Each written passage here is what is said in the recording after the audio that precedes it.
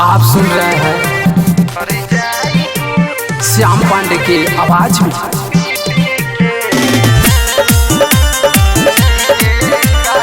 Music by Vikesh भोजपुरिया।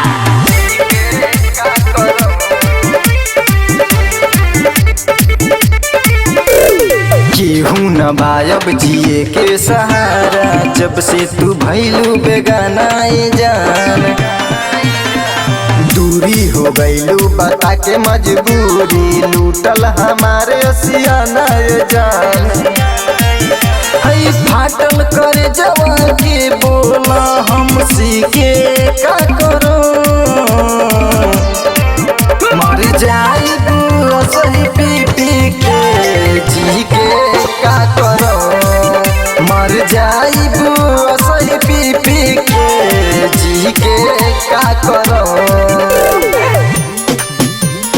जी के का करो।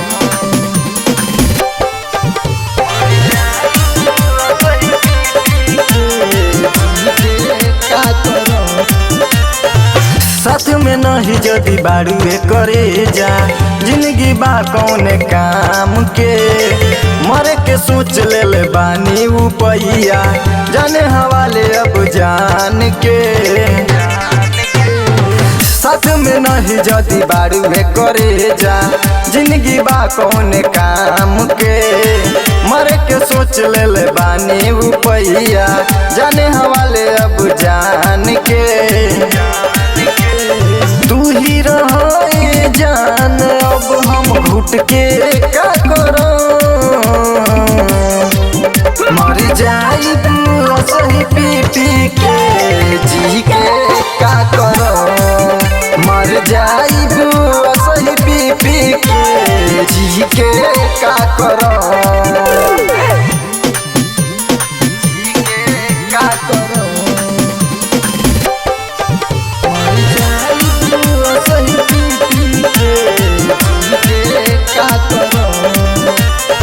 जबले बदहिया में जाने जानू, मिला तो नहीं खे आराम हो, मरे के औकत में श्याम के होठ पर बस रही तोरे नाम हो। जबले बदहिया में जाने जानू, मिला तो नहीं खे आराम हो, मरे के औकत में श्याम के होठ पर बस रही तोरे नाम हो। अरे तोड़ देलू दिल तू भी जाए बेताबी से शादी कही के,